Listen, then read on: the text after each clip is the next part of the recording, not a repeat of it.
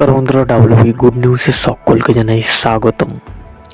আজকের ভিডিওয়ে আমরা দেখে নেব পশ্চিমবঙ্গের 20টি লোকসভা আসনের বাম এবং কংগ্রেস এবং তৃণমূল কংগ্রেস এবং বিজেপি দলের প্রার্থী, অর্থাৎ তৃণমুখী কংগ্রেসের তরফ থেকে কে প্রার্থী হচ্ছে এবং বিজেপি দলের থেকে কে প্রার্থী হচ্ছে। ইতিমধ্যে 20টি লোকসভা ঘোষণা করেছেন এবং তৃণমূল কংগ্রেসের প্রার্থী কে হতে আমরা দেখে নেব এক একটি লোকসভার সমীক্ষা। প্রথমেই আমরা শুরু করব কুচবিহার লোকসভা আসন থেকে। কুচবিহার লোকসভা কেন্দ্রে 2019 সালে জয়লাভ করেছিলেন নীতিশ প্রামাণিক, অর্থাৎ বিজেপি প্রার্থী। 2024 সালে ফের প্রার্থী হচ্ছে নিশীথ প্রামাণিক, ইতিমধ্যেই ঘোষণা করেছেন।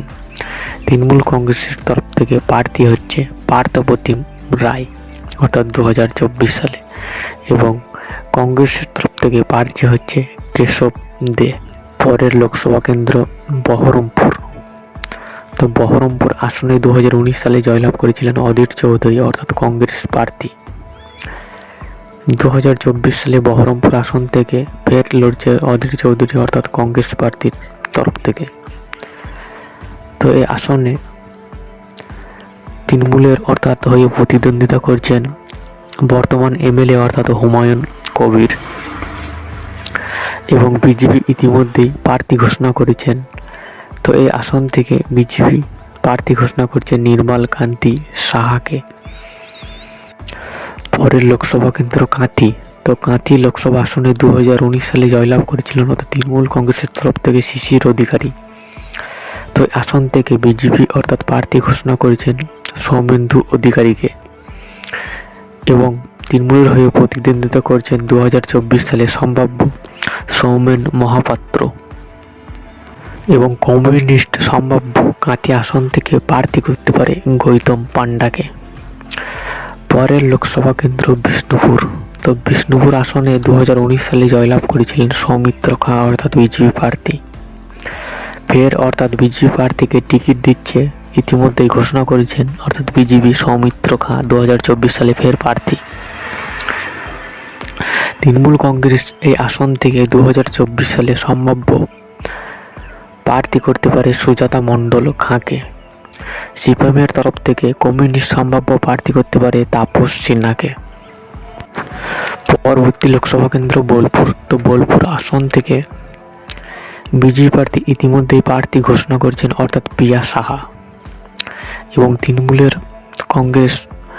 কংগ্রেস এখানে সম্ভাব্য প্রার্থী অসিত কুমার মাল, এবং কমিউনিস্ট সম্ভাব্য প্রার্থী করতে পারে গৌরাঙ্গ চ্যাটার্জিকে। পরবর্তী লোকসভা কেন্দ্র বালুরঘাট। তো বালুরঘাট লোকসভা আসনটি 2019 সালে জয়লাভ করেছিলেন সুকান্ত মজুমদার। তো ইতিমধ্যে এই আসন থেকে প্রার্থী ঘোষণা করেছে অর্থাৎ সুকান্ত মজুমদারকে, অর্থাৎ বিজেপি প্রার্থী হিসাবে। তো বালুরঘাট আসনে তৃণমূল কংগ্রেস ফের প্রার্থী করতে পারে অরুপিতা ঘোষকে, এবং সিপিএম কমিউনিস্ট সম্ভাব্য প্রার্থী মানস চক্রবর্তী। আসন অর্থাৎ ঘাটাল। তো ঘাটাল লোকসভা আসনে 2019 সালে জয়লাভ করেছিলেন তৃণমূল কংগ্রেস প্রার্থী অর্থাৎ দীপক অধিকারী দেবকে ইতিমধ্যে মমতা বন্দ্যোপাধ্যায় ঘোষণা করেছে 2024 সালে ফের টিকিট পাচ্ছে অর্থাৎ দেবের বিরুদ্ধে বিজেপি প্রার্থী অর্থাৎ লড়তে চলেছে হিরণময় চট্টোপাধ্যায়, এবং কমিউনিস্ট সম্ভাব্য প্রার্থী করতে পারে জীবেশ সরকারকে। পরের লোকসভা আসন হুগলি। তো হুগলি লোকসভা আসনে 2019 সালে জয়লাভ করেছিলেন লকেট চট্টোপাধ্যায়, অর্থাৎ বিজেপি প্রার্থী। তো বিজেপির পক্ষ থেকে ফের প্রার্থী হচ্ছেন লকেট চট্টোপাধ্যায়, অর্থাৎ 2024 সালে। তো ইতিমধ্যেই বিজেপি দল কিন্তু ঘোষণা করেছেন, এবং তৃণমূল কংগ্রেসের হয়ে 2024 সালে সম্ভাব্য প্রার্থী করতে পারে ফের একবার রত্না দে নাগকে, এবং সিপিএম সম্ভাব্য প্রার্থী করতে পারে হুগলি আসন থেকে গৌতম সরকারকে। পরের লোকসভা কেন্দ্র মুর্শিদাবাদ। তো মুর্শিদাবাদ লোকসভা আসনে ইতিমধ্যেই বিজেপি সম্ভাব্য প্রার্থী ঘোষণা করেছেন গৌরী শঙ্কর ঘোষকে। তো তৃণমূল কংগ্রেসের প্রার্থী ফের একবার হতে চলেছে আবু তাহের খান, অর্থাৎ 2019 সালে জয়লাভ করেছিলেন, এবং কংগ্রেস হিসাবে প্রার্থী ফের একবার আবু হেন। পরের লোকসভা কেন্দ্র মালদা দক্ষিণ। মালদা দক্ষিণ আসন থেকে 2024 বিজেপি সম্ভাব্য প্রার্থী করেছে শিরোপা মিত্র চৌধুরীকে। তো ইতিমধ্যেই ঘোষণা করেছেন, এবং তৃণমূল কংগ্রেসের সম্ভাব্য প্রার্থী হচ্ছে মালদা দক্ষিণ থেকে ফের একবার মোয়াজ্জেম হোসেন এবং কংগ্রেসের প্রার্থী অর্থাৎ আবু হাশেম খান। পরের লোকসভা কেন্দ্র যাদবপুর। তো যাদবপুর লোকসভা আসনে 2019 সালে জয়লাভ করেছিলেন তৃণমূল কংগ্রেসের প্রার্থী অর্থাৎ মিমি চক্রবর্তী। যাদবপুর থেকে ইতিমধ্যেই অর্থাৎ বিজেপি কিন্তু প্রার্থী ঘোষণা করেছেন ডক্টর অনির্মলীকে। তৃণমূল কংগ্রেস এই আসন থেকে 2024-এ সম্ভাব্য প্রার্থী সায়নী ঘোষকে, কমিটির সম্ভাব্য প্রার্থী হতে পারে সুজন চক্রবর্তী। পরের লোকসভা কেন্দ্র হাওড়া। তা হাওড়া আসন থেকে 2019 সালে জয়লাভ করেছিলেন প্রসেন ব্যানার্জি। তৃণমূল কংগ্রেস সম্ভাব্য ফের প্রার্থী হচ্ছে প্রসেন ব্যানার্জি এবং বিজেপি ইতিমধ্যে প্রার্থী ঘোষণা করেছেন অর্থাৎ রথিম চক্রবর্তীকে।